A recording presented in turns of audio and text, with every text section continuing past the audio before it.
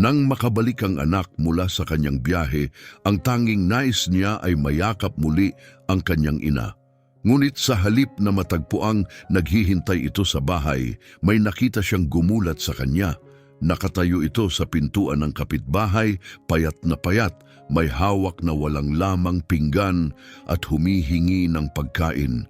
Lubos siyang nabigla. Paano nangyari ito?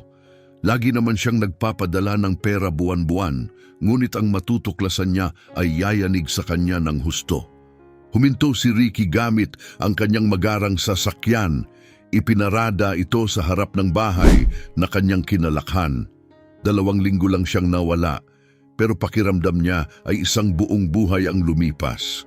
Ngayon, may dala siyang espesyal na regalo, isang eleganteng kwintas na perlas.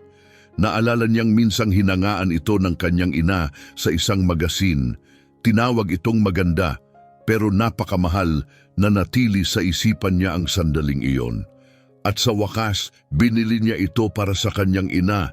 Inisip niya ang mukha ng kanyang ina, ang pagkagulat at ang matamis nitong ngiti kapag binuksan ang kahon. Si Carmen Aquino, ang kanyang ina, ay hindi kailanman humihiling ng kahit ano, namumuhay ito ng simple. Ngunit palagi itong sumasaya tuwing may ginagawa siyang mabuti, kahit maliit na bagay lang. May hawak na maleta sa isang kamay at ang regalo sa kabila. Bumaba si Ricky. Bahagyang nakabukas ang tarangkahan, hindi normal. Laging sinisigurado ng kanyang ina na nakalak ang lahat, lalo na kapag dumidilim na. 8:00 na ng gabi pero madilim ang buong bahay. Walang ilaw, walang tugtog sa radyo, walang amoy ng nilulutong pagkain. Karaniwan, ito ang mga senyales ng mainit na pagtanggap sa tuwing umuuwi siya, pero ngayon wala ni isa. May kakaibang katahimikan, binuksan niya ang pinto at tinawag ang kanyang ina. Walang tugon. Malinis ang sala pero tila walang nakatira doon kamakailan. Hindi galaw ang mga unan, malamig ang hangin. May alikabok na sa mga muebles. Kinabahan siya. Nasaan siya? Lumabas ba ito? Pero saan siya pupunta nang hindi nagsasabi? Pumasok siya sa kusina at binuksan ang ilaw. Napahinto siya sa nakita. Halos walang laman ang refrigerator. Ilang bote ng tubig at tuyong keso lang ang naroon, wala ni anino ng regular na pagkain. Hindi ito makatuwiran, nagpapadala naman siya ng sapat, higit pa sa kailangan para mabuhay ng maayos, at hindi rin maluho ang kanyang ina. Biglang tumunog ang doorbell, dali-daling binuksan ni Ricky ang pinto. Si Aling Isabel iyon, matandang kapitbahay na 3 bahay lang ang layo. Matagal na nitong kilala ang pamilya nila Mapula, ang mga mata nito. Nanginginig ang tinig habang mahigpit na hinawakan ng kanyang mga kamay. Ricky, butit dumating ka. Kailangan ka ng nanay mo. Parang nalaglag ang kanyang tiyan. Seryoso ito. Ano pong nangyari, Aling Isabel? Nasaan po siya? Huminga ng malalim ang matanda. Ayokong ako ang magsabi. Pero ilang linggo na siyang palakad-lakad, humihingi ng tulong, humihingi ng pagkain. Nakita naming kumakatok siya sa mga bahay, payat at mahina. Parang tinamaan siya ng malakas na suntok. Hindi siya makapaniwala. Pero nagpapadala po ako ng pera, bawat buwan, wala po akong palya. Tumingin si Isabel sa kanya nang may lungkot sa mga mata. Umiling ito. Alam ko, nagtaka rin ako pero 3 linggo na siyang ganun. Pumunta siya sa amin noong 1 linggo. Nagtanong kung may natirang pagkain. Nanginginig siya, Ricky. Sabi niya, nagugutom siya. Parang umiikot ang mundo niya. 3 linggo, gutom siya ng ganun katagal. At hindi man lang nagsabi, kinuha niya ang kanyang cellphone, binuksan ang mga mensahe nila. Wala namang kakaiba, wala ring tawag. Dati-rati, madalas tumawag ito para tanungin kung kumakain siya, kung kumusta ang tulog niya. Nasaan po siya ngayon, tanong niya, halos hindi na makahinga. Papunta yata sa bahay ni Mariana. Siguro mga 20 minuto na ang nakalipas. Hindi na siya nag-aksaya ng panahon, malapit lang ang bahay ni Mariana. Tumakbo siya, malakas ang tibok ng puso.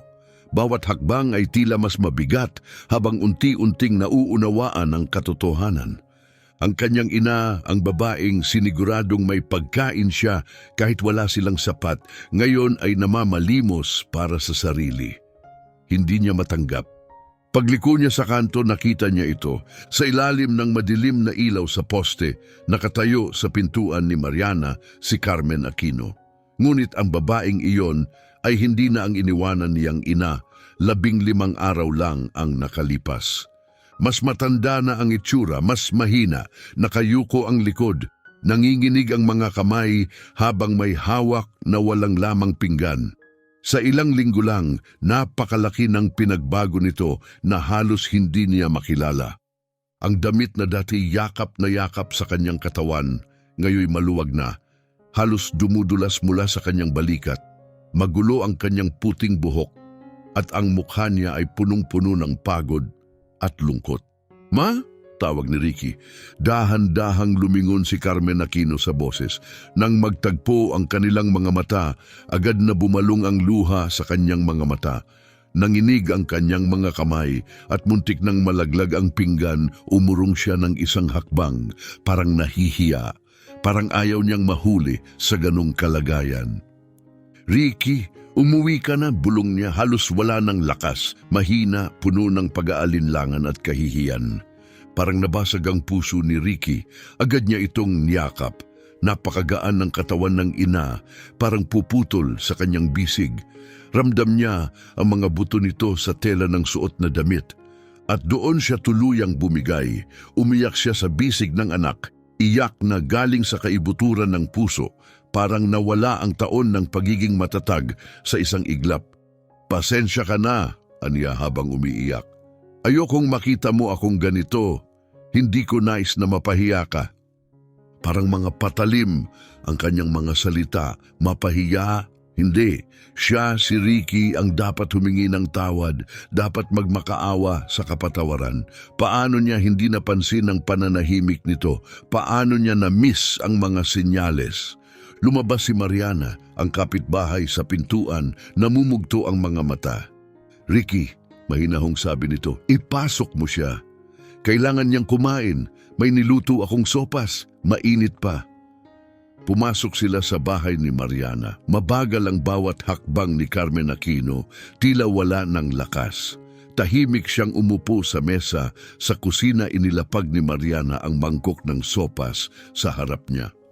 Uminit ang sabaw habang dahan-dahan niyang kinuha ang kutsara. Kumain siya ng dahan-dahan, maingat, gaya ng isang taong matagal nang walang matinong pagkain. Habang kumakain siya, tuloy-tuloy ang pagtulo ng luha sa kanyang mga mata, nahuhulog sa sabaw. Tahimik na nakaupo si Ricky sa tabi niya, hawak ang kanyang kamay. Hindi siya makapagsalita sa bigat ng nararamdaman. "Bakit hindi mo ako tinawagan?" mahina niyang tanong. "Bakit hindi mo sinabi?" Ibinaling ni Carmen ang tingin sa lupa, may kahihiyan sa kanyang tinig. "Sinubukan ko, anak. Paulit-ulit akong tumatawag pero hindi mo sinasagot.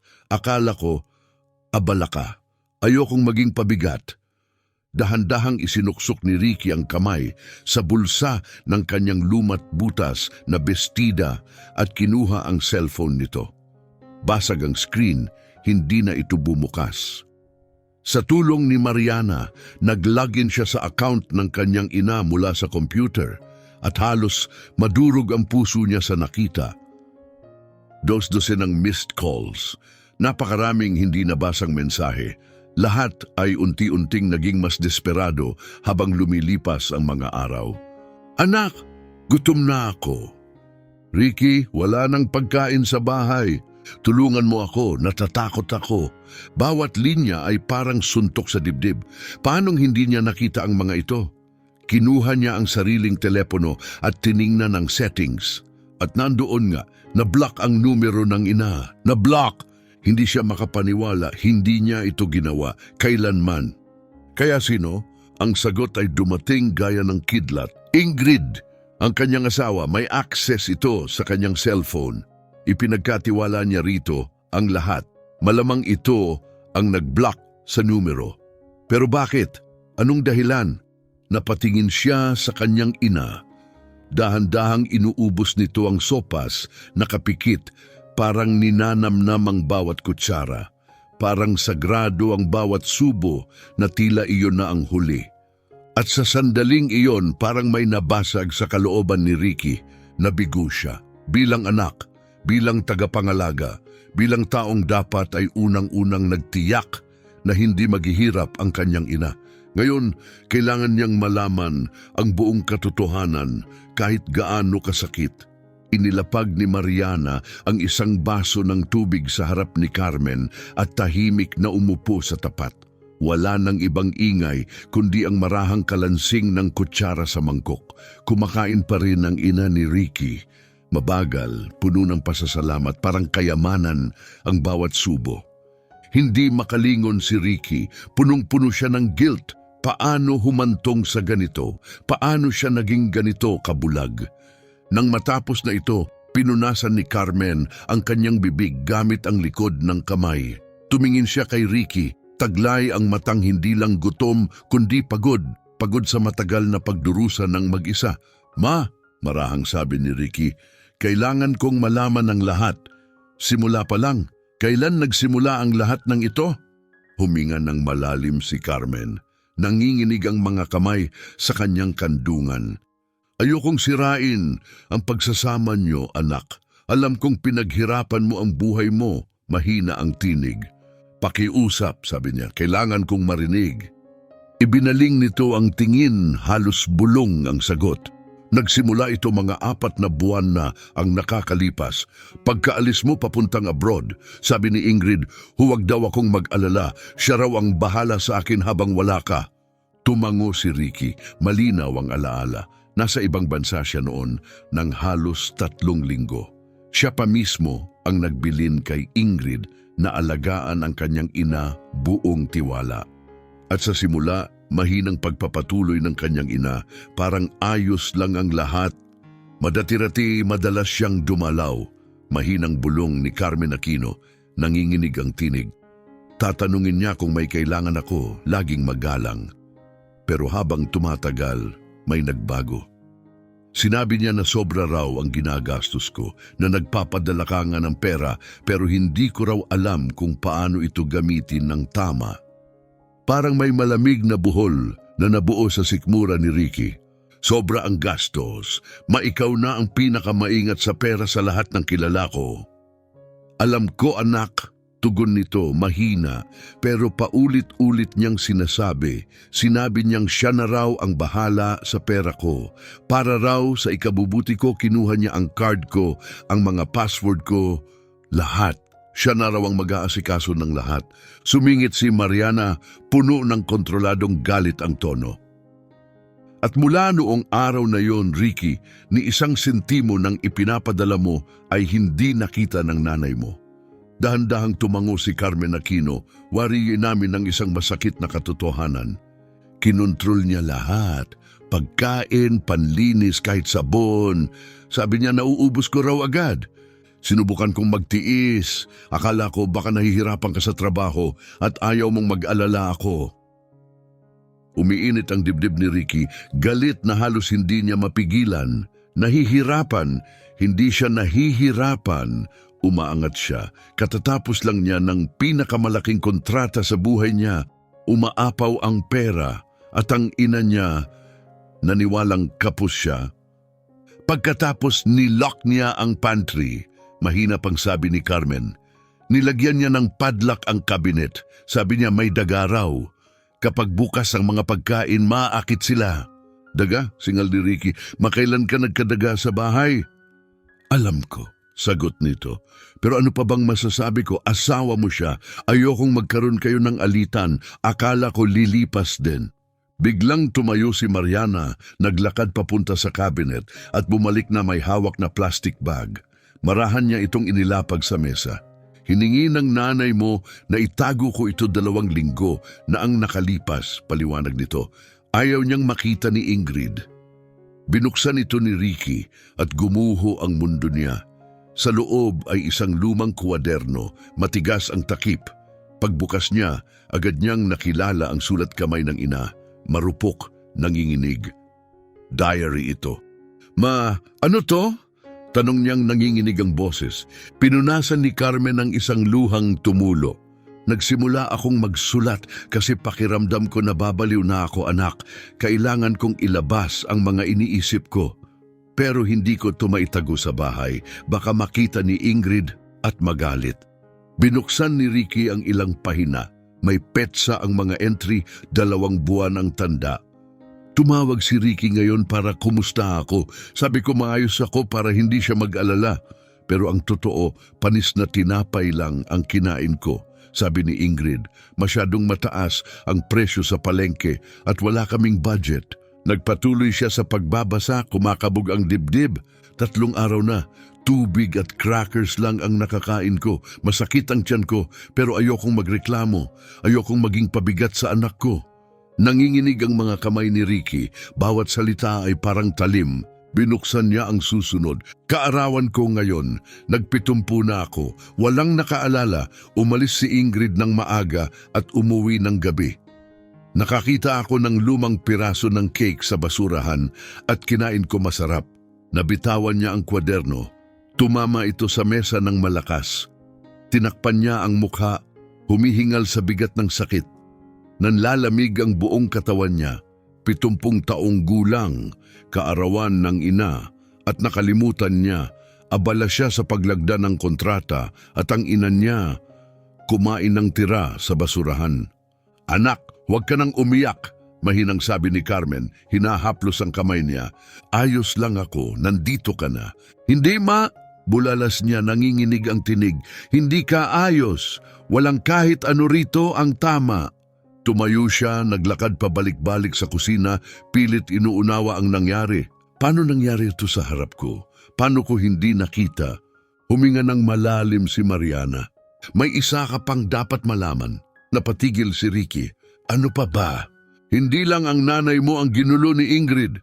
Si Sylvia, ang kasambahay niyo ng maraming taon, pinatalsik niya. Ano? Si Sylvia? Bakit? Mahina ang sagot ni Carmen. Kasi binibigyan niya ako ng pagkain kapag wala si Ingrid. Tinulungan niya ako, nalaman ni Ingrid at pinalayas niya agad. Parang may sumuntok sa dibdib ni Ricky. Si Sylvia, halos pangalawang ina niya, tinuring ng pamilya. At pinalayas dahil pinakain niya ang taong nagpalaki sa kanya. Biglang nag-vibrate ang telepono ni Ricky. Tumatawag si Ingrid. Sinagot niya, nanginginig sa galit ang kamay. Love, nasan ka? Malamyang tanong nito, malambing, pamilyar. Umuwi ako pero wala ka.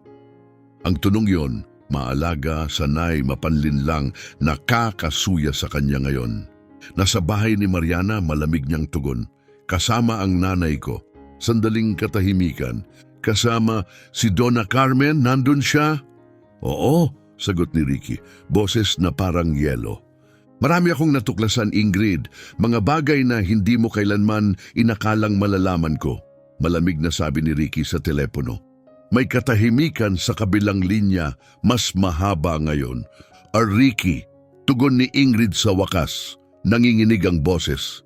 Hindi ko alam kung ano ang sinabi niya sa iyo pero wala siyang sinabi, putol ni Ricky, matalim ang tono. Hindi na niya kailangang magsabi, nakita ko na ang lahat. Napatingin siya sa kanyang ina, nakahawak sa isang simpleng basong tubig na parang kayamanang dapat ingatan. Nakita kong namamalimos siya ng pagkain, Ingrid. Ang nanay ko kumakatok sa mga pinto ng kapitbahay, may hawak na walang lamang pinggan, humihingi ng pagkain na parang pulubi. Love, mali ang pagkaintindi mo. Nagmamadaling sagot ni Ingrid. Sinasabi niyang lahat iyan ng sobra-sobra. Alam mo kung gaano siya kadramatic minsan. Dramatic! Sumabog ang salita mula sa bibig ni Ricky, malakas at puno ng galit. Napakurap si Carmen sa sigaw, kaya agad niyang ibinaba ang boses. Ingrid, gusto kitang makita dito sa loob ng 20 minuto. Mag-uusap tayo. Pero nandito ako sa 20 minuto, ulit niya boses na parang yelo. Huwag mo na akong paalalahanin ulit. at ibinaba niya ang tawag. Pagharap niya tumutulo ang luha ng ina. Anak, huwag mo siyang pagtatalunan dahil sa akin. Ayokong masira ang pagsasama niyo. Lumuhod si Ricky sa harap ng kanyang ina at hinawakan ng mga nanginginig nitong kamay. Kailan naging ganito kapayat? Kaginaw? Kailan niya huling tiningnan ang mga ito ng mabuti? Ma, makinig ka, sabi niya, banayad pero matatag. Walang kasal sa mundo ang mas mahalaga kaysa sayo. Ikaw ang nagpalaki sa akin mag-isa, nagsakripisyo ng lahat, pinakain ako kahit ikaw ang hindi kumain. Kung kailangan kong pumili sa pagitan mo at kahit sino pa, ikaw ang pipiliin ko. Lagi. Nanginig si Carmen sa iyak at niyakap siya ni Ricky. Pilit niyang pinatatatag ang sarili habang nararamdaman ang gaang at panghihina ng katawan ng ina. Ilang beses nang umiyak si Carmen ng ganito mag-isa habang wala siya.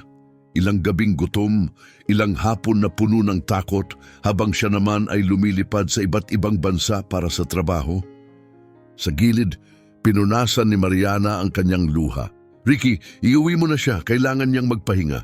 At ikaw, kailangan mo nang tapusin ang lahat ng ito.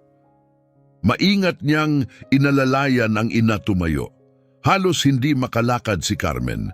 Mahigpit ang kanyang bisig sa baywang ng ina habang dahan-dahan silang naglakad.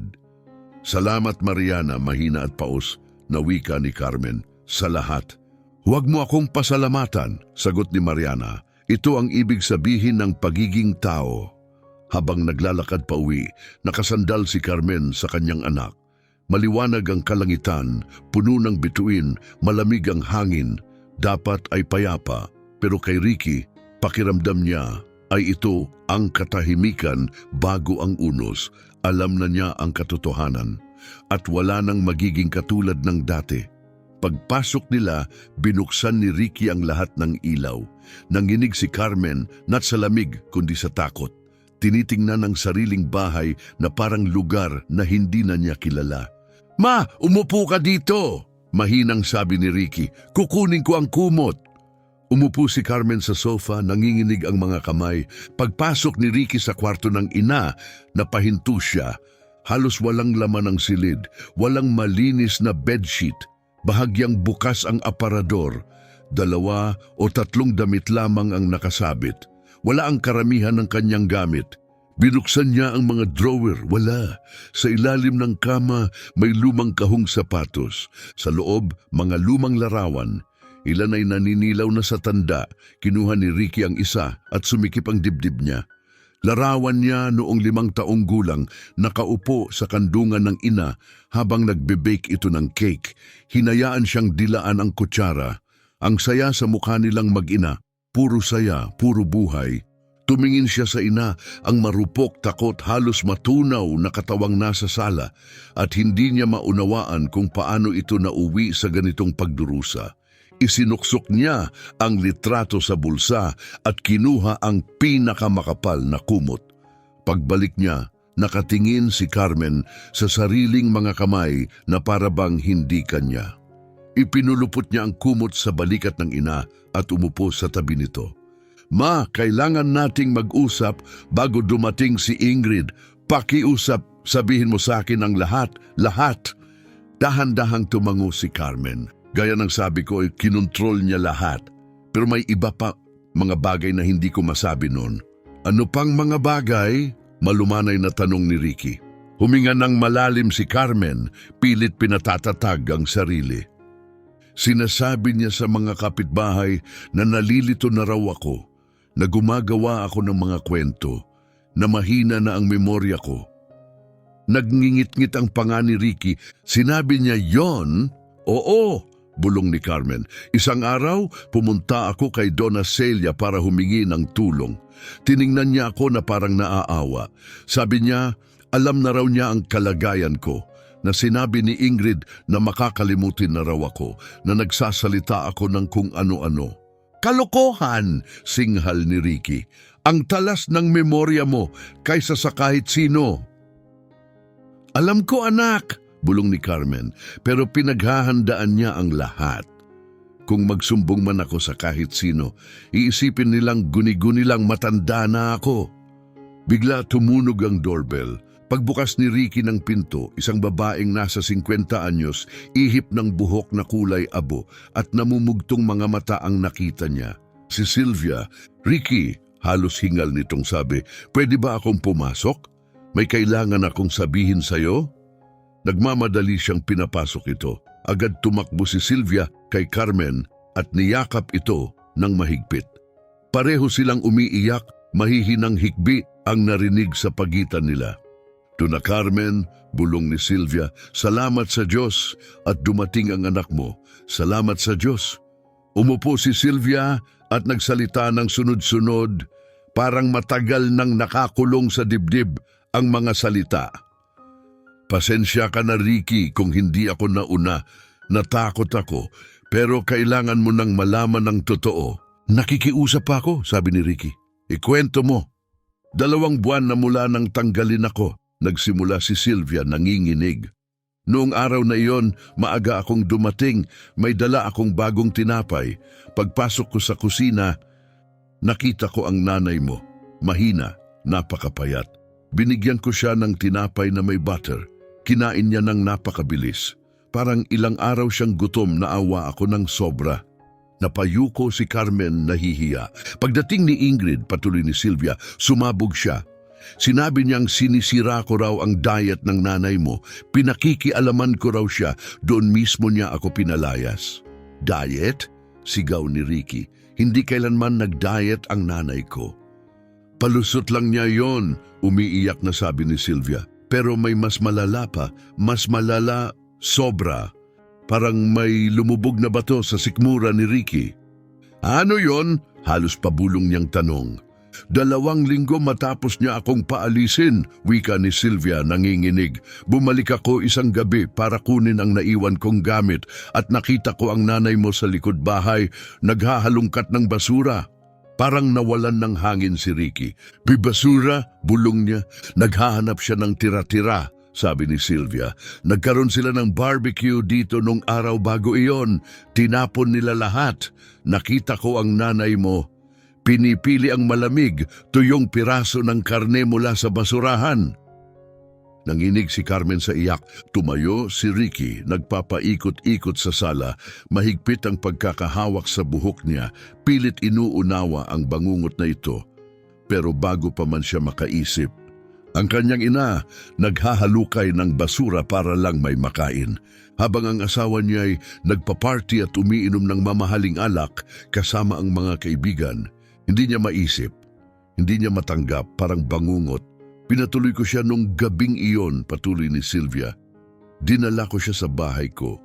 Pinakain ko ng mainit na pagkain, pinapaligo, binigyan ng malinis na damit, ilang oras siyang nanatili. Pero bago magdapit hapon, nagpumilit siyang umuwi. Takot siyang mapansin ni Ingrid na wala siya." "Bakit hindi mo ako tinawagan?" tanong ni Ricky. Paos ang boses. "Bakit hindi mo sinabi sa akin?" "Sinubukan ko, 3 beses akong tumawag. Diretso voicemail. Akala ko nasa biyahe ka, busy. Ngayon alam ko na malamang na-block din pala ang number ko." Kinuha ni Ricky ang kanyang telepono at tiningnan. At naroon nga, blocked si Sylvia. Ilang tao na kaya ang pinatahimik ni Ingrid? Ilang daing ng tulong ang hindi nakarating sa kanya? "May isa pa," dagdag ni Sylvia, nag-aalangan. "Hindi ako sigurado kung dapat ko itong sabihin." "Sabihin mo," maring tugon ni Ricky. "Kailangan kong malaman ang lahat."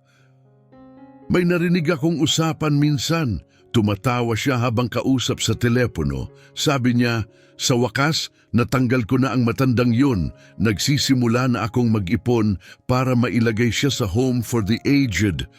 Napahigbi si Carmen. At kay Ricky, parang lumindol ang mundo. Home for the aged. Ipapadala ang kanyang ina sa institusyon nang hindi man lang sinasabi sa kanya. Bigla narinig nila ang tunog ng kotse na dumating sa labas ng bahay. Sumilip si Ricky sa bintana. Bumaba si Ingrid mula sa kotse. Maayos na maayos ang ayos. Perpektong buhok, mamahaling bag. parang lumabas lang mula sa fashion magazine, habang ang kanyang inay naghahanap ng tira sa basurahan. Pagbukas ni Ingrid ng pinto, napatigil siya sa tanawin sa sala. Naroon si Ricky, Carmen at Sylvia. Agad siyang ngumiti, yung ngiting peke, pamilyar, si nanay. Ricky, love, Sylvia, anong sorpresa to? Akala ko walang magsasalita.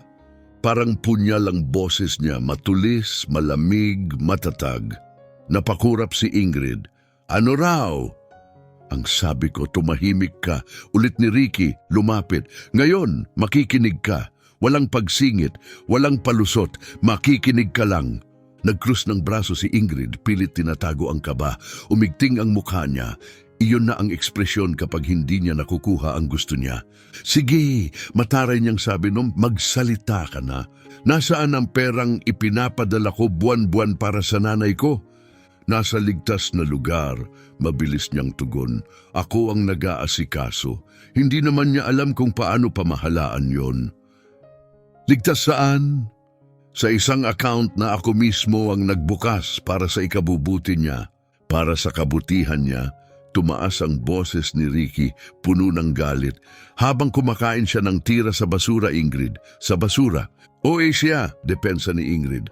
Alam mo naman kung paano siya emosyonal, mahilig magpabigat ng kwento. Dramatic? Inilabas ni Ricky ang diary at inihagis ito sa sahig. Bumagsak ito ng malakas, nagkalat ang mga pahina na parabang sugat na bumukas. Basahin mo, utos niya, malakas sa harap naming lahat. Nag-alinlangan si Ingrid. Basahin mo ng malakas, ulit ni Ricky, matigas ang tinig, para marinig ng lahat.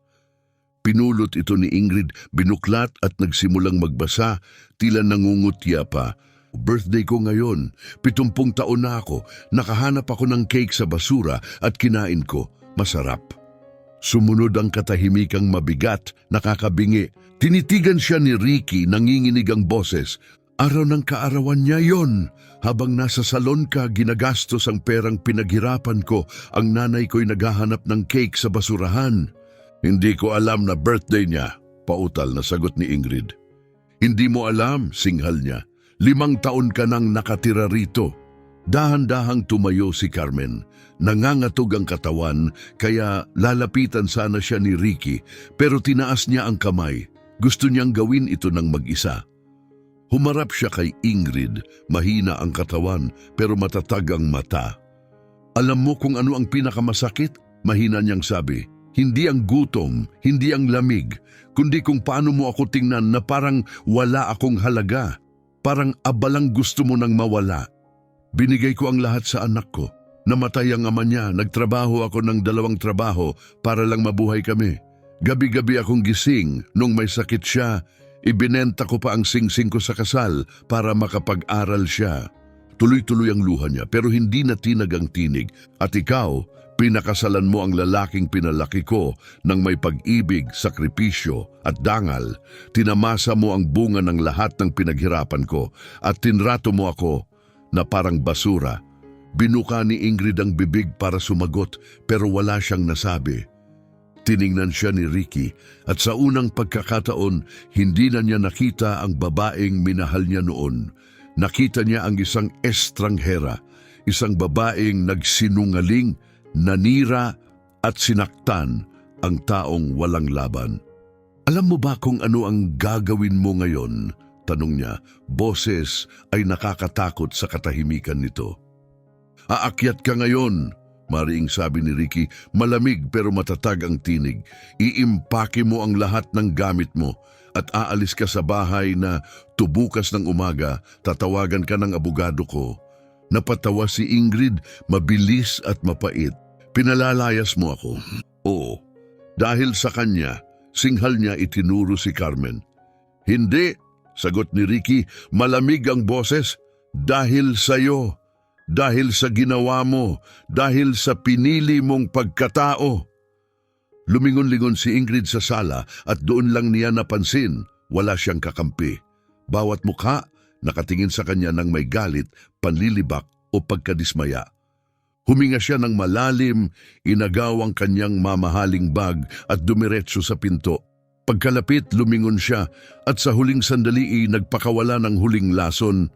Pagsisisihan mo to. Hindi, tugon ni Ricky, matatag. Matagal ko na. Pinagsisisihan kong pinagkatiwalaan kita. Pinagsisisihan ko bawat minutong hindi ko kasama ang nanay ko dahil sa'yo. Pero tapos na yon. Simula ngayon, tapos na. Sumara ang pinto sa likuran niya at ang tunog niyon ay parang huling pahina ng isang aklat. Bumagsak si Ricky sa sofa at niyakap ang kanyang ina. Tahimik na umiiyak si Carmen, ngunit ngayon ang mga luha ay hindi na dulot ng sakit, kundi ng pagpapakawala. Si Sylvia ay lumapit at sumama sa yakap at silang tatlo'y nagyakapan, bit-bit ang lahat ng linggo ng dalamhati at tiisin. Ngunit alam ni Ricky, hindi pa tapos ang lahat, hindi pa malapit. Pagdating ng umaga habang sinisiyasat niya ang mga account, matutuklasan niyang hindi lang ito isang kwento ng pananakit. Isa itong mas malalim na bangungot. Walang naipon, walang perang naghihintay. Lahat ng ipinadala niya nawala. At ang malalaman niya kung saan ito napunta ay magpaparamdam sa kanya ng mga bagay na hindi pa niya kailanman naranasan. Dumating ang umaga, wala pa ring tulog si Ricky. Magdamag siyang nakaupo sa tabi ng ina. Pinagmamasdan itong mahimbing na natutulog. Sa unang pagkakataon matapos ang maraming buwan, tinitigan niya ang mukha nito, ang payapang ekspresyon, ang malalim na paghinga at sumikip ang dibdib niya. Ilang gabi kaya itong nagising na gutom, nilalamig, takot habang siya'y nasa eroplano, nasa hotel, kumakain sa mamahaling restaurant. Nang pumasok ang unang liwanag ng araw, tahimik siyang tumayo at nagtungo sa opisina. Kailangan niya ng kasagutan. Binuksan niya ang computer at nag-login sa espesyal na account na ginawa niya para sa buwan ng padala at ang nakita niya ay nagpabagsak ng kanyang kaluluwa. Naroon lahat ng deposito, 5,000 reais, kada unang araw ng buwan, tulad ng lagi. Ngunit wala ni isang sentimo ang nanatili sa account. Hindi tumagal ni isang araw. Ilang oras lang, lahat ng pera ay nailipat sa isang hindi pamilyar na account. Sinulat niya ang numero ng account at agad tinawagan si Bruno, ang kanyang accountant at matalik na kaibigan. 6:00 pa lang ng umaga pero hindi siya makapaghintay. Bruno, kailangan kong malaman kung kanino ang account na to. Agad. Pagkalipas ng 30 minuto, tumawag si Bruno pabalik. Ang account ay nakapangalan kay Angelina Reyes, ang kapatid ni Ingrid. Umuusok ang galit ni Ricky. Hindi pa nakontento si Ingrid sa panlilinlang. Isinama pa ang buong pamilya niya. Nagpatuloy siyang naghalungkat sa records at kung anong nakita niya, nanginig ang kanyang mga kamay. Hindi lang kinurakot ni Ingrid ang pera ni Carmen. Nagbukas din siya ng mga credit card gamit ang pangalan ng kanyang ina. Kumuha ng mga loan gamit ang ID ni Carmen. Kabuuang utang, 80,000 reais. Ricky! Paglingon niya nandun si Carmen sa may pintuan, balot ng kumot maliit at marupok, parang ibong nawawala sa sariling pugad. Magandang umaga, ma. Malumanay niyang bati. Nakapagpahinga ka ba? Oo, mahinang sagot nito. Matagal na rin mula nang huli akong nakatulog ng ganyan. Lumapit ito. Anong ginagawa mo? Tinitingnan ko ang mga account. Sandali siyang nag-isip bago itanong ang susunod. Ma, pinapirma ka ba ni Ingrid ng kahit anong papeles kamakailan? Nakapikit si Carmen, iniisip. Oo, sabi niya kailangan daw ng bangko para i-update ang records ko. May bago raw silang sistema. Nagngit-ngit ang panga ni Ricky. Hindi yon update, ma. Mga loan yon. Ginamit niya ang pangalan mo para umutang. Magkano? Tanong ni Carmen halos pabulong. Oy, 30,000 reais. Nanlabo ang mukha ni Carmen. Diyos ko, wala akong kaalam-alam anak, niloko niya ako. Alam ko, ma, hindi ikaw ang may kasalanan. Dinala niya ito pabalik sa sofa. Umupo ka muna. Magpapakulo ako ng kape. Pero bago pa siya makarating sa kusina, tumunog ang doorbell. Binuksan niya ang pinto. Isang lalaking naka-Amerikana may dalang maletang dokumento ang nandoon. Magandang umaga. Kayo po ba si Ricky Torres? Oo. Ako po'y galing sa korte, may dala akong supwena para kay Jingeru Carmen Torres. Parang bumulusok ang tiyan ni Ricky. Subina, para saan? Hindi na bayarang utang. May 15 araw siya para bayaran o kukumpiskahin ang mga ari-arian. Agad kinuha ni Ricky ang papel at binasa. Loan na 50,000 reais. Kinuha 6 na linggo ang nakalipas. May pirma ni Carmen, notarized. Kilala niya ang sulat kamay, ang marupok, nanginginig na pirma ng kanyang ina, pinilit, itinulak, niloko. Salamat siya niya, maringi sinara ang pinto. Bumalik siya sa sala. Nandoon si Carmen, puno ng takot ang mga mata. Sino yon, anak? Umupo si Ricky sa tabi niya. Hinawakan ang kanyang mga kamay. Ma, naaalala mo ba kung dinala ka ni Ingrid sa notaryo? Oo, mahina niyang sagot. Sabi niya kailangan daw naming ayusin ang mga papeles ng bahay. Mahinang sabi ni Carmen, nanginginig ang boses dahil sa guilt. Hindi yon papeles ng bahay, ma, sagot ni Ricky. Malumanay pero masakit. Mga pirma yon para sa loan, 50,000 reais na kinuha sa pangalan mo. Tinakpan ni Carmen ang kanyang bibig, nanginginig ang mga daliri habang bumabagsak ang mga luha. Hindi ko alam ang mga ganyang bagay, anak. Sinabi niya simpleng mga dokumento lang. Niloko niya ako. Bago pa makasagot si Ricky, dumating si Sylvia, dala-dala ang isang bag ng bagong tinapay at mainit na gatas. Binuksan niya ang pinto at dumiretso ito sa kusina na para bang sarili niyang tahanan. Nagbaon ako ng almusal. Kailangan nang kumain ulit ng maayos ni Donna Carmen. Sabi niya nang may banayad ng ngiti. Nagkain sila sa mesa. Pinagmamasdan ni Ricky ang ina. Kumakain ng maliliit, maingat na kagat ng tinapay na may mantikilya. Simpleng pagkain, pero parang milagro sa kanya. Ang babaeng ilang linggo ng gutom, muling nakakatikim ng ginhawa. Bigla siyang nagsalita. Sylvia, kilala mo ba ang kapatid ni Ingrid? Si Angelina, tumango si Sylvia. Oh, palagi siyang nandito kapag wala ka. Nagkukulong sila sa taas ng ilang oras tawa ng tawa. Anong pinagtatawanan nila? Nag-alinlangan si Sylvia. Ayokong husgahan ng tao. Pakiusap, sabi ni Ricky. Kailangan ko ng totoo. Inilayo ni Sylvia ang tingin. Narinig kong tinatawag nila si Donna Carmen na patay na bigat. Sabi ni Angelina, puro gastos lang ang matatanda. Sumang-ayon naman si Ingrid. Sabi niya, sa wakas, inaasikaso ko na ang problema. Nalaglag ang kalahating tinapay mula sa kamay ni Carmen. Ang sakit sa mukha nito'y parang kutsilyong tumusok sa dibdib ni Ricky. At may isa pa, dagdag ni Sylvia, tila nahihiya. Si Angelina, nagbubukas ng clothing store. Sabi ni Ingrid, siya raw ang magpapondo. Sabi niya, may maganda na raw siyang pinanggagalingan ng pera. Parang biglang nabuo ang buong puzzle sa isip ni Ricky. Ang pera ni Carmen ang nagpondo sa butik ni Angelina. Agad niyang kinuha ang telepono at tinawagan si Bruno. Bruno, pakisilip lahat ng deposits ni Angelina. Lahat! Pagkalipas ng 15 minuto, dumating ang mensahe. Mga bayad sa suppliers, upa sa mall, renovasyon, lahat galing sa ninakaw na pera ni Carmen. Nagtayo si Angelina ng luxury boutique gamit ang pagkaing dapat sanay kinain ng ina niya. Tumayo si Ricky, halos tumilapo ng upuan. Tapos na to, ngayon na. Anak, mahina ni Carmen, saan ka pupunta? Sa mall, sagot niya, kinuha ang susi. Mag-uusap kami ni Angelina. Ricky, huwag kang gagawa ng delikado. Huminto siya, binalikan ng ina, hinalikan ng noo nito. Wala akong sasaktan, ma, kukunin ko lang ang para sa'yo. Kalahating oras ang lumipas. Naglakad si Ricky sa makintab na sahig ng mall.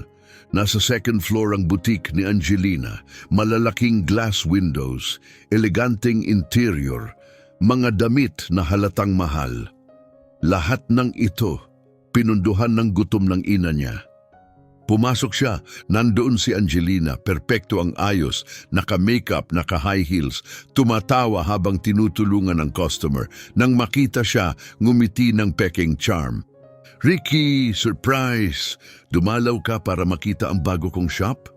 Hinintay niyang umalis ang customer bago lumapit. "Hindi, dumating ako para tanungin kung magkano sa pera ng nanay ko ang ginastos mo rito."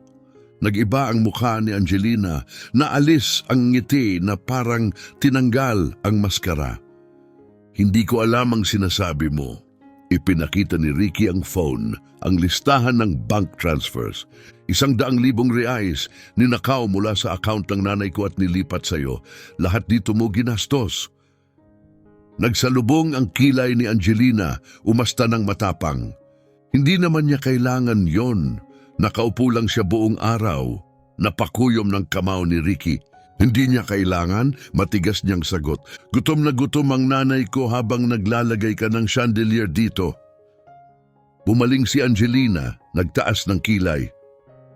"Ay nako, drama na naman." Sabi ni Ingrid, mahilig siyang magpa-victim. "Victim?" Lumapit si Ricky, tunong nagbabantang sa sabog. "Gusto mo bang makita ang litrato? Gusto mo bang makita kung gaano kapayat ang nanay kong halos 45 kilos na lang dahil wala siyang makain?" Napatigil ang store assistant. May mga mamimiling huminto sa paglalakad. May iba nang naglabas ng cellphone, nagre-record. "Pakibaba ang boses mo," singhal ni Angelina. "Nagsisin ka." "Gusto kong magsin," sigaw ni Ricky, malakas at buo. "Gusto kong malaman ng lahat dito na ang butik mo ay itinayo gamit ang perang ninakaw mo sa matandang gutom na naghahalukay ng basura."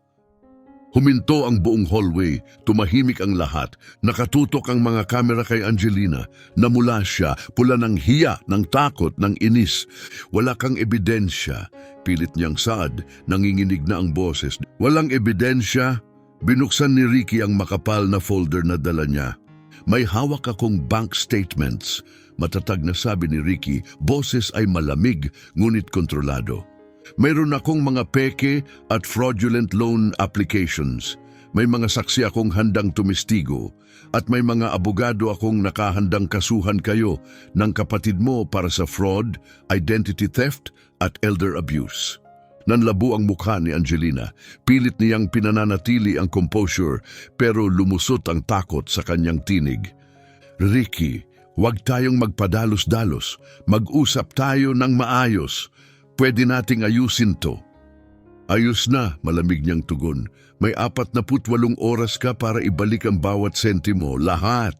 Kung hindi, magpi-file ako ng police report at ipapaliwanag mo sa mga autoridad kung paano mo itinayo ang buong tindahan na tugamit ang ninakaw na pera."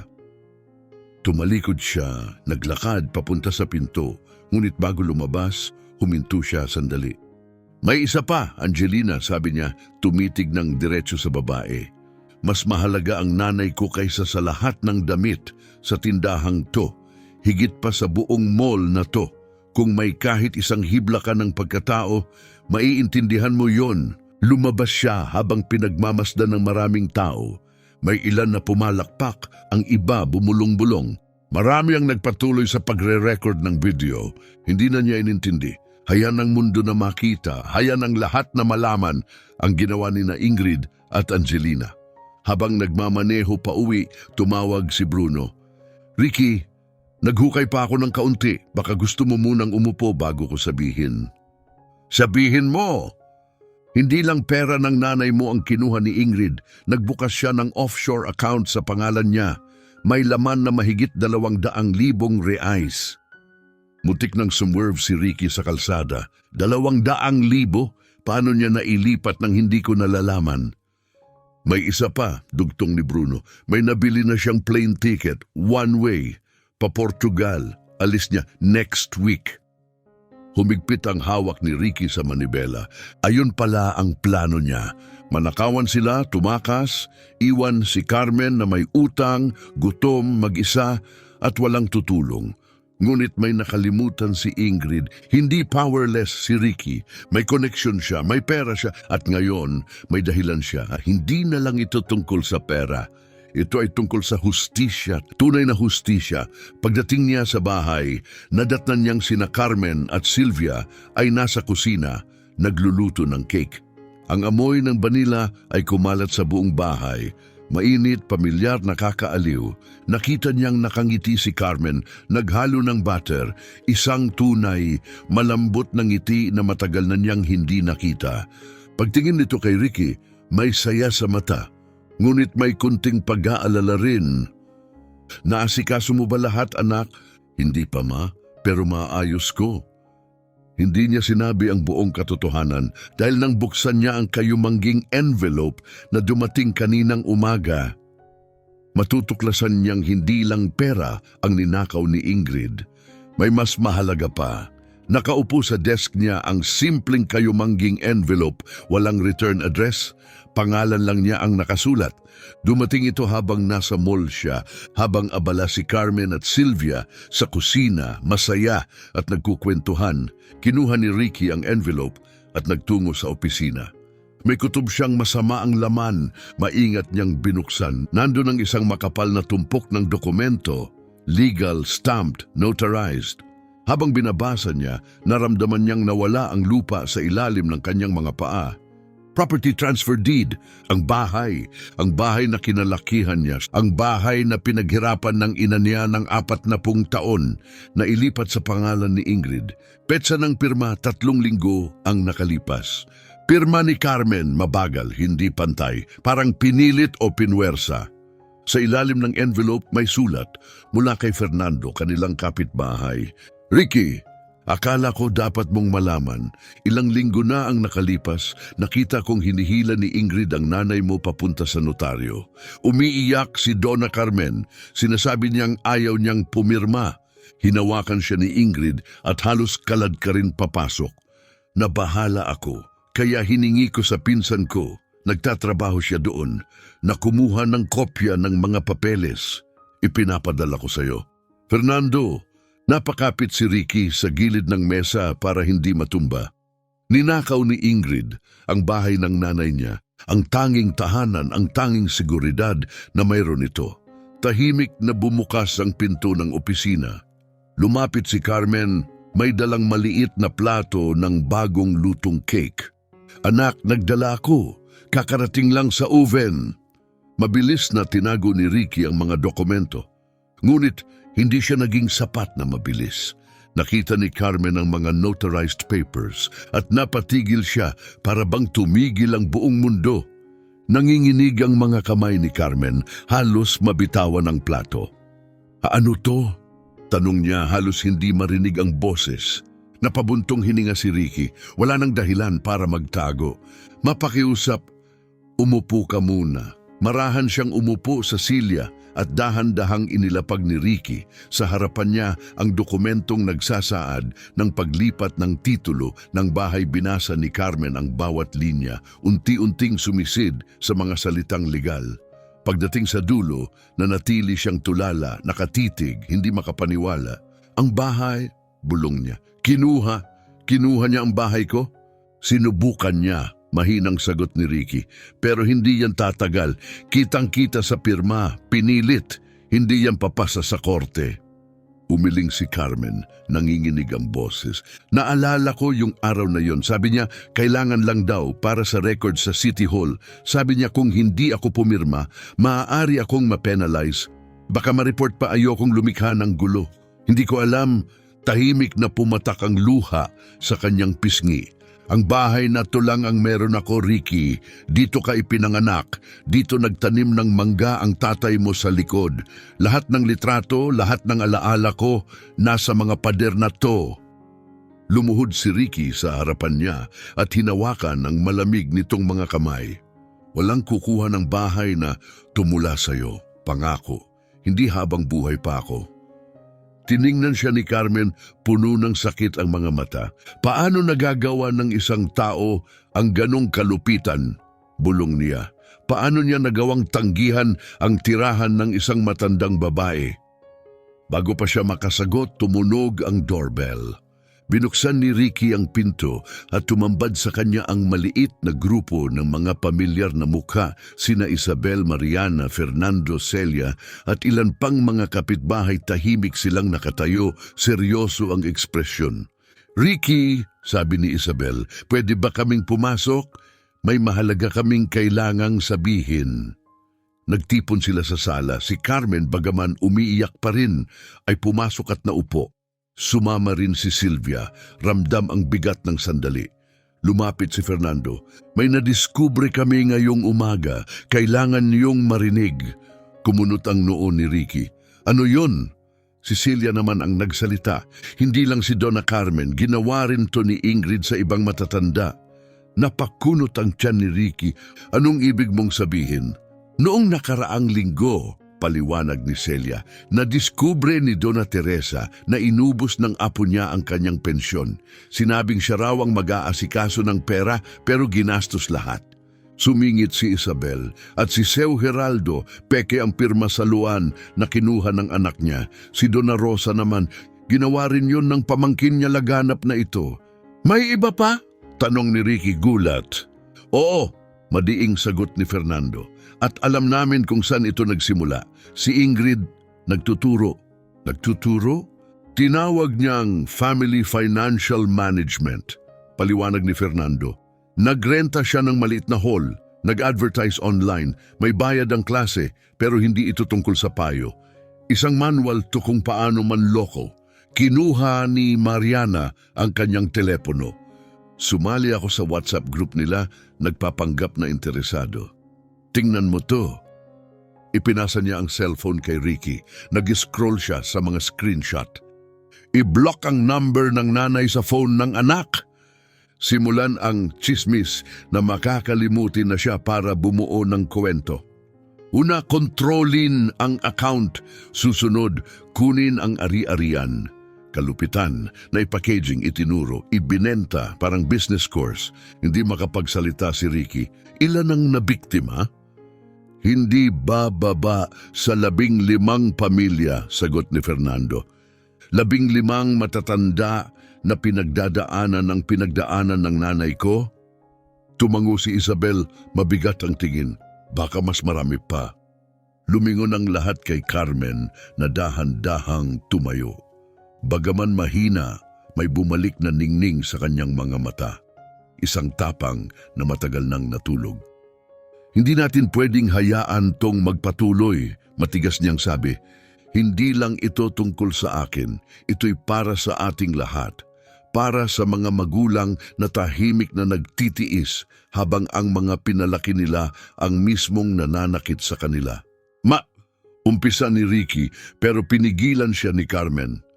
"Hindi anak, matagal na akong nanahimik. Akala ko pabigat na ako na masisira ko ang buhay mo. Kaya ako tumahimik at halos nawala ang lahat sa akin." Nabasag man ang boses niya na natiling matatag ang loob.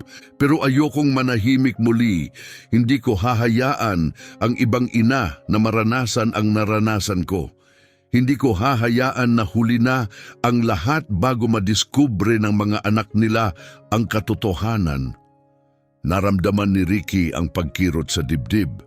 Ang babaeng nagpalaki sa kanya, malakas, matatag, walang kapalit, ay muling tumindig.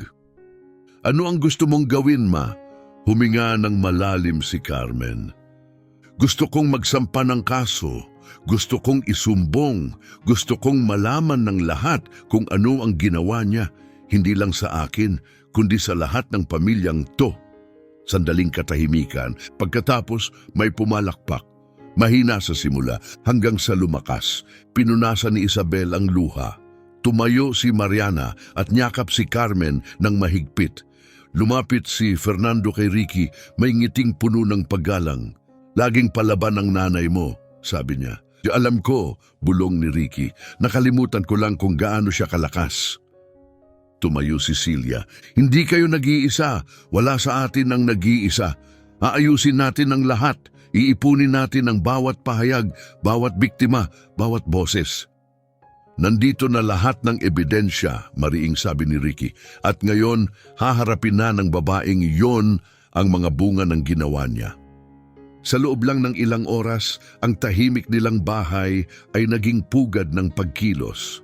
Sunod-sunod ang pagdating ng mga kapitbahay, dala ang mga dokumento, screenshots, testimonya. Bawat bagong kwento, mas nakakasindak. Mga matatandang naubusan ng lahat, mga pamilyang winasak ng kasinungalingan at kasakiman.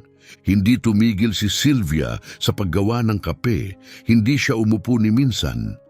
Si Carmen ngayon ay ganap ng mulat at matatag, nakinig sa bawat kwento, hawak ang nanginginig na kamay ng mga dumulog, nagbibigay ng kaunting ginhawa sa gitna ng sakit. Si Ricky naman, ayusin ang mga files, pangalan, petsa, bank records, ginagawang kaso ang trauma. Kaayusan mula sa kaguluhan. Pagsapit ng dapit hapon, mahigit 20 tao ang nasa loob ng bahay. Ilan ang nagdala ng pagkain, ang iba naman ng pag-asa. Lahat sila ng katotohanan. Ma, tawag ni Ricky, halika rito, may nakita si Bruno. Pumasok si Carmen sa opisina kung saan si Bruno, na dumating na rin, ay iniikot ang tablet. Na-access ko ang database ng notaryo, paliwanag ni Bruno. Kinumpara ko ang mga pirma mo at yung nasa deed, hindi tugma ni malapit. Napahinga si Carmen, mahabat nanginginig, halong takot at pag-asa. Ibig sabihin, akin pa rin ang bahay? Tumango si Bruno. Oo, at sa ebidensyang ito, hindi lang ito fraud, ito'y forgery, krimen. Haharap si Ingrid sa kasong kriminal. Lumapit si Ricky sa bintana. Sa ilalim ng punong manggang itinanim ng kanyang ama, nagtipo ng mga kapitbahay, nag-uusap, nagpaplano, nagtutulungan, nagkakaisa. Hindi na lang ito tungkol sa bahay o sa isang ina. Ito na ay isang kilusan, isang komunidad na piniling lumaban. Hawak ni Carmen ang kamay ng anak, hindi na nanginginig. Sa tingin mo ba, mananalo tayo? Tumingin si Ricky sa kanya at sa unang pagkakataon matapos ang lahat, ngumiti siya. Habang kasama kita ma, kaya nating gawin ang kahit ano, ngunit hindi pa nila alam ang susunod na mangyayari. Pag-akyat ng araw kinabukasan, may sorpresa, isang pangyayaring magpapalawak sa laban nila mula lokal patungong pambansa. Ang liwanag ng araw ay kakaiba, mas maliwanag, mas maingay, makabago.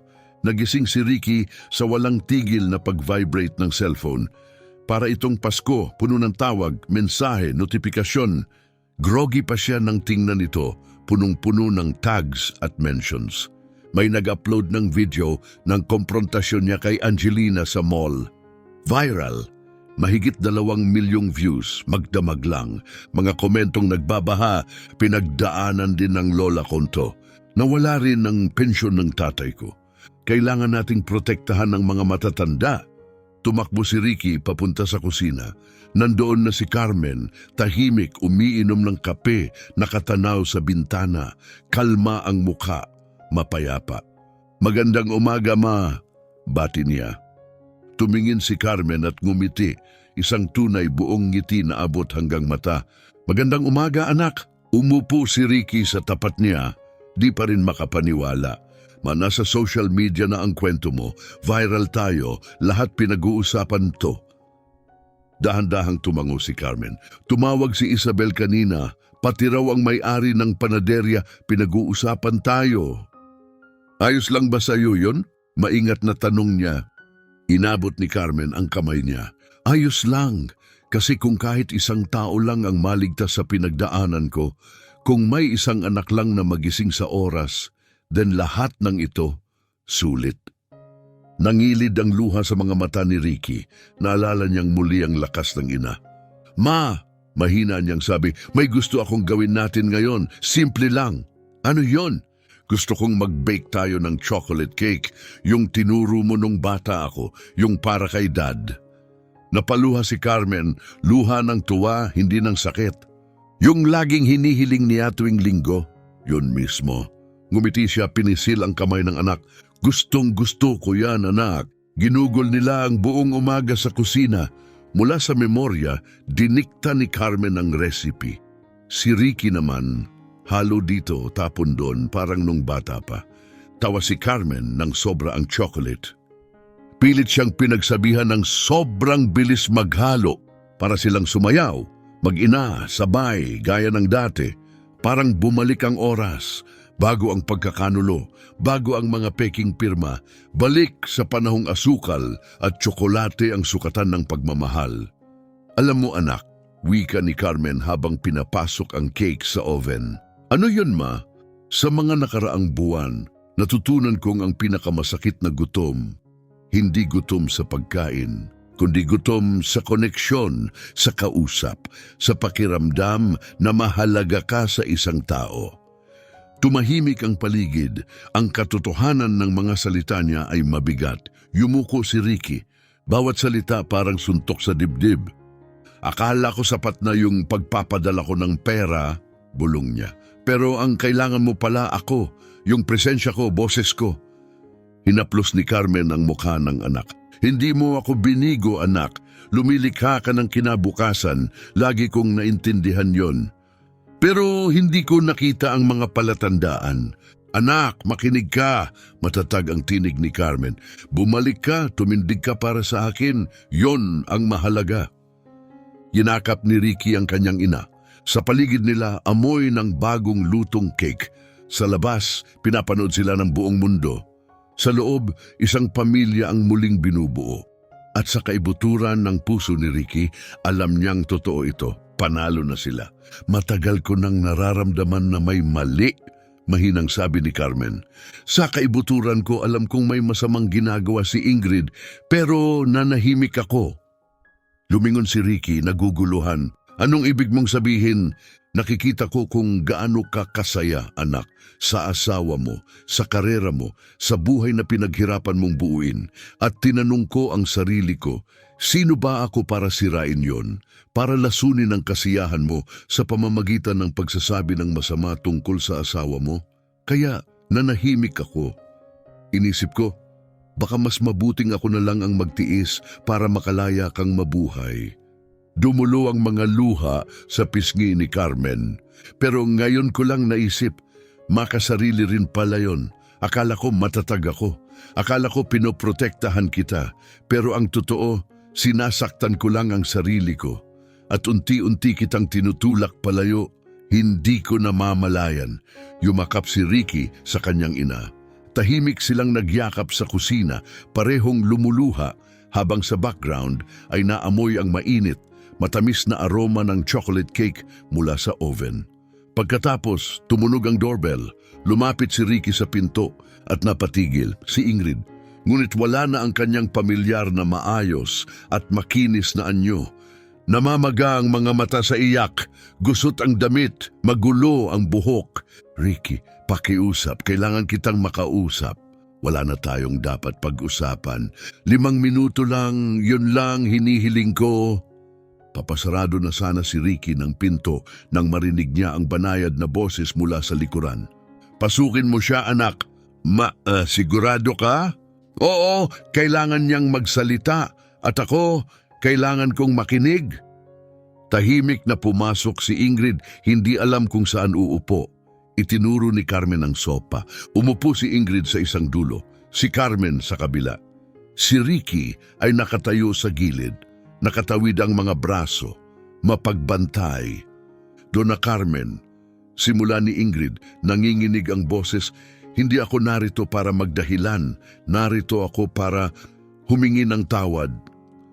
Napakuyom ng kamao ni Ricky. Tawad? Pagkatapos ng lahat ng ginawa mo? Hayaan mo siyang magsalita, kalmadong tugon ni Carmen. Huminga ng malalim si Ingrid, nanginginig ang tinig. Alam kong mali ako, alam kong nasaktan ko kayo, kayong dalawa, at wala nang salita ang makakabura sa mga ginawa ko. Pero gusto kong sabihin kung bakit hindi para bigyang katwiran, kundi para maunawaan yung tumango si Carmen. Sige, magpatuloy ka. Lumaki ako sa kahirapan, panimula ni Ingrid. Nagkakanda ko ba ang nanay ko sa pagtatrabaho para lang mapakain kami ng kapatid ko? Palagi kaming gutom, hinahamak sa paaralan. Nangako akong hindi na ako muling mamumuhay ng ganoon. Bumagsak ang mga luha sa kanyang mukha. Nang makilala ko si Ricky, hindi lang siya mabuting lalaki ang nakita ko. Nakita ko ang kinabukasan, katatagan, pagmamahal, kaligtasan. Minahal ko siya, totoo yun, pero hindi nawala ang takot. Yung takot na mawala lahat, na bumalik sa wala, nagputol-putol ang kanyang boses. Kaya nagsimulang maniwala ako na kung makokontrol ko lang lahat, kung makakatipid ako, kung makakakuha ako ng higit, mawawala ang takot. Hindi ko na mararamdaman yon. Tiningnan niya si Carmen ng direkta. At ikaw, Donna Carmen, sa tuwing tinitingnan kita, nakikita ko ang buhay na kinatatakutan kong maranasan. Mag-isa, umaasa, nakakalimutan. Nanginginig ang labi ni Ingrid. Pero sa totoo lang, nakita ko rin ang nanay ko sa iyo at doon ako lalong nagalit. Galit ako na namatay siyang mag-isa sa pampublikong ospital habang nasa business trip ako at hindi ko siya naabutang buhay. Binaon ko ang guilt na yon at sa halip na harapin ipinataw ko sa iyo ang galit. Tumahimik ang buong sala. Punong-puno si Ricky ng halo-halong emosyon, galit, awa, pagtataksil, lahat sabay-sabay. At doon ginawa ni Carmen ang isang bagay na walang inaasahan. Tumayo siya, lumapit kay Ingrid, lumuhod, pantay ang tingin nila. Ingrid, banayad niyang wika, tingnan mo ako. Dahan-dahang tumingin si Ingrid, luhaan, pinapatawad kita, napahinto si Ingrid, pati si Ricky. Ano? Halos sabay nilang tanong. Sabi ko, pinapatawad kita. Muling ulit ni Carmen, malambing ang boses. Hindi dahil hindi masama ang ginawa mo, hindi dahil karapat-dapat kang patawarin, kundi dahil karapat-dapat akong matahimik. Hindi ako papayag na ang puso ko'y kargado ng galit. At doon bumigay si Ingrid. Bumagsak sa bisig ni Carmen, umiiyak ng parang batang nawawala. Ang babaeng minsan niyang sinaktan, ngayon ay niyayakap siya, na parang sariling anak. Hinaplos siya ni Carmen sa likod, banayad. Pagkatapos dahan-dahang bumangon, ngunit sa tinig niya may bagong lakas. Pero unawain mo ito, matatag niyang sabi. Ang kapatawaran ay hindi ibig sabihin ng paglimot. Ang ginawa mo ay may kapalit at kakaharapin mo yon. Tumango si Ingrid sa gitna ng luha. Oh, haharapin ko. Gusto kong itama ang lahat. Hindi ko pa alam kung paano, pero gagawin ko. Nakatayo si Ricky, wala nang masabi. Pinapanood ang babaeng nagpalaki sa kanya muling bumangon. Hindi lang bilang biktima, kundi bilang isang leader, isang ina, isang manggagamot ng puso. Ibabalik mo ang bawat sentimo, mahinahong sabi ni Ricky, ngunit matatag ang tinig. Panagutan mo ang lahat ng ginawa mo at higit sa lahat, matutunan mong ang sakit ay hindi gumagaling sa pananakit ng iba. Tumango si Ingrid, umiiyak. Nagsimula na akong mag-transfer, mahina niyang sabi. Pati si Angelina, ibinenta niya lahat ng laman ng tindahan, bawat piraso. Ang pera, ibinabalik na. Sinaliksik ni Ricky ang kanyang telepono. Isang mensahe mula kay Bruno, transfer confirmed, 120,000 reais na ipadala na sa account ni Carmen Torres. Totoo na, ang perang kinuha, bumabalik na. At ang bahay? Tanong ni Carmen, banayad ang tinig. Pinirmahan ko na ang deed reversal kaninang umaga, sagot ni Ingrid.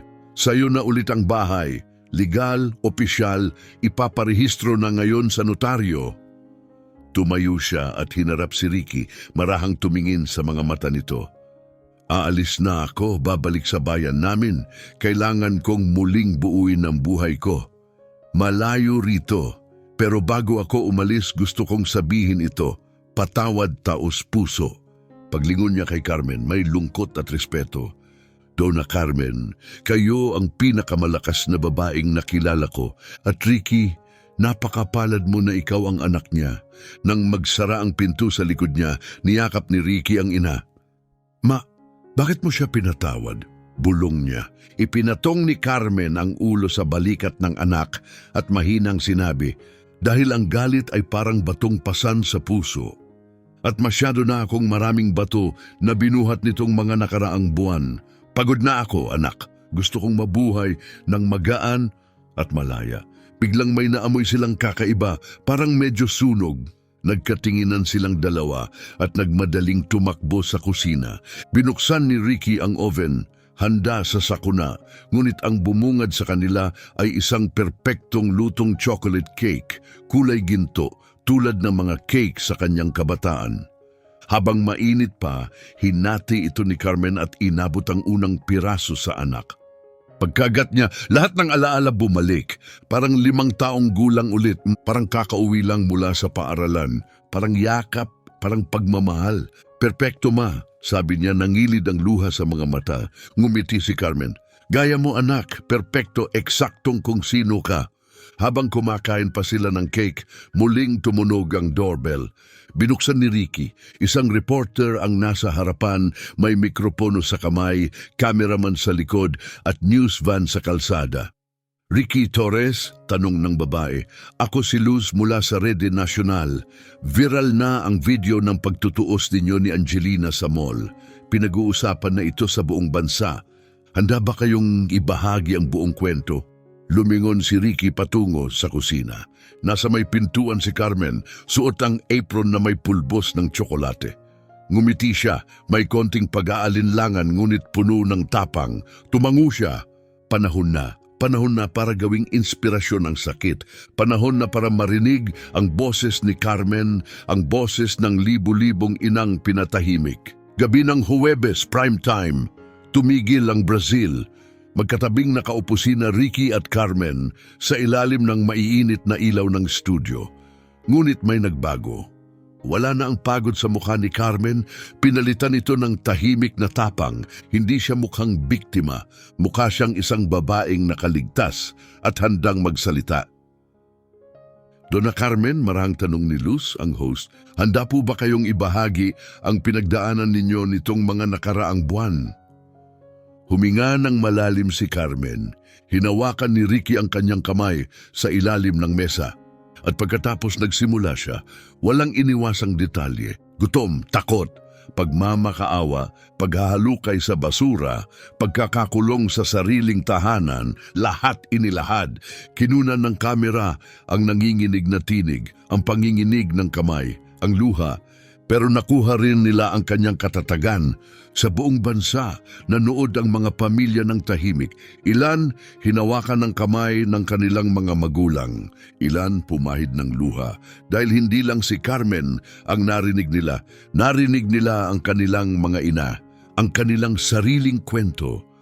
Ang pinakamasakit, sabi ni Carmen, nanginginig ang boses, ay hindi ang gutom sa tiyan, kundi ang pagkawalang laman ng puso, yung pananabik sa yakap, sa tingin, sa salitang mahalaga ka pa rin. Nagpahid ng luha si Luz. At ano po ang gusto niyong sabihin sa ibang magulang, ina o ama, na maaaring dumaraan sa ganito ngayon? Tumingin si Carmen sa mismong lente ng kamera. Malinaw ang boses, hindi natitinag. Huwag kayong manahimik, huwag hayaang ilibing kayo ng hiya, huwag isipin na napoprotektahan niyo ang mga anak niyo sa pamamagitan ng pagtatago ng sakit. Ang paglalahad ay ang susi ng kalayaan. At para sa lahat ng anak na nanonood, tawagan niyo ang magulang niyo ngayon, hindi bukas. Minsan isang tawag lang ang kailangan para may mailigtas.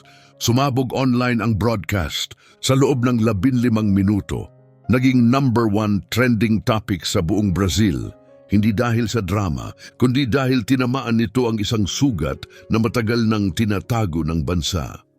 Kinabukasan, inimbitahan sina Ricky at Carmen sa City Hall. Ang mismong mayor ang sumalubong sa kanila, may ngiti ng taos na paggalang. Dona Carmen, sabay pakikipagkamay, ang tapang ninyo'y umabot sa buong bansa. At tinamaan din ako, personal. Saglit siyang tumigil, medyo nababasa ang mata.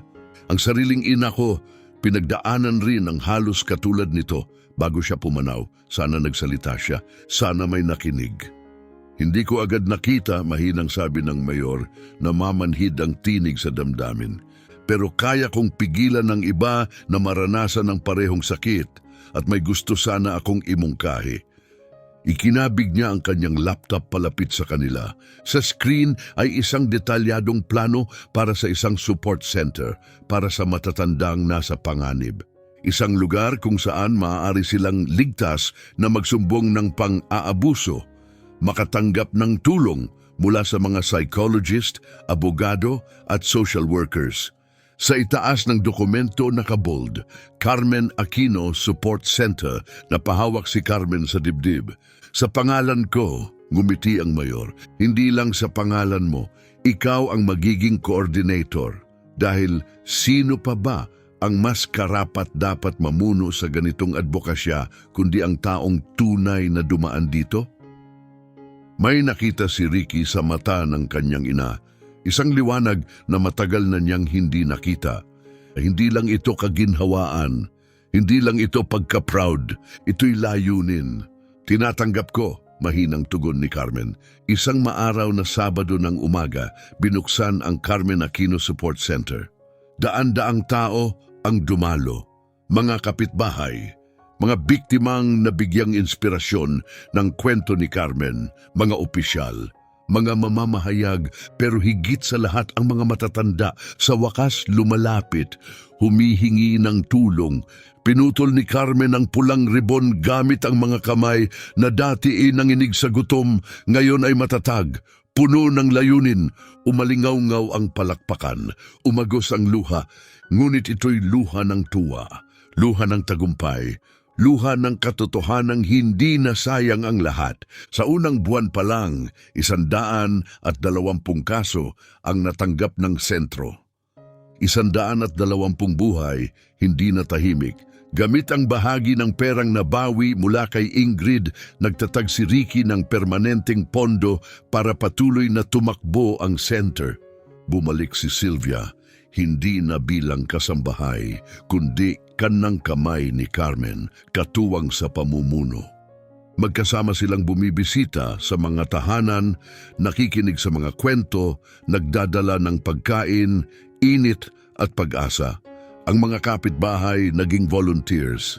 Si Isabel nagtuturo ng arts and crafts, si Mariana namumuno ng cooking classes, si Fernando nagbibigay ng legal advice at pinapabilis ang proseso ng hustisya. Isang Martes, may isang matandang babaeng pumasok, payat, nanginginig, halos bulong ang boses. "Ako si Helena," sabi niya. "Napanood ko kayo sa television. Yung apo ko, ginagawa niya sa akin ang ginawa nila sa inyo." Inabot ni Carmen ang kamay nito. "Hindi ka na mag-isa, Helena. Hindi dito. At hindi na kailanman." Sa sandaling yon, naunawaan ni Carmen. Hindi lang ito kwento niya, ito'y kwento ng libo-libo. Ang kanyang sakit ay naging tulay para makatawid ang iba patungo sa kaligtasan. Kinagabihan sa bahay, nadatnan ni Ricky ang kanyang ina sa kusina, nagbe-bake ng chocolate cake, ang bago nilang tradisyon. Hindi ka maniniwala," nakangiting sabi niya. "Ano yon?" Tumawag ang Ministry of Human Rights. Gusto nilang gawing modelo sa buong bansa ang center. Napatigil si Carmen. "Sa buong bansa?" "Oo ma, ang kwento mo. Makakatulong sa libo-libo pa sa buong Brazil." Umupo si Carmen, nabibigla. Lumuhod si Ricky sa tabi niya, gaya ng ginawa ng kanyang ina noon kay Ingrid. Marahan niyang sabi, "Ginawa mong lifeline ang pinakamasakit na kabanata ng buhay mo. Hindi iyon tsamba, iyon ay halos milagro." Hinaplos ni Carmen ang pisngi niya, ang parehong mga kamay na minsang naghalukay sa basura, ngayoy puno ng pagmamahal. "Alam mo anak, anong natutunan ko sa lahat ng ito? Hindi tayo kailanman tunay na nag-iisa. Ang sakit kapag ibinahagi, lumiliit. At ang pagmamahal ng anak, mas mahalaga kaysa sa kahit anong kayamanan." Yinakap siya ni Ricky.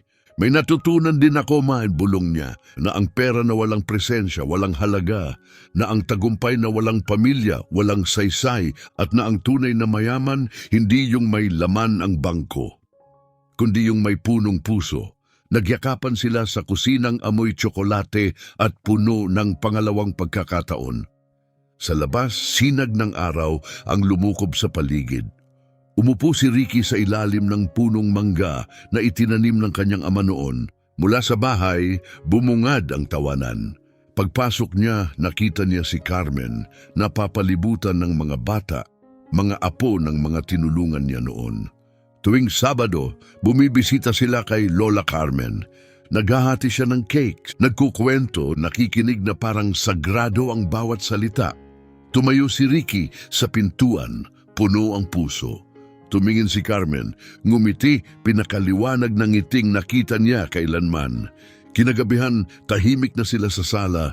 Nakasandal si Carmen sa balikat ng anak, gaya nung bata pa siya. Pwede ba akong magsabi ng isang bagay, anak? Siyempre, ma.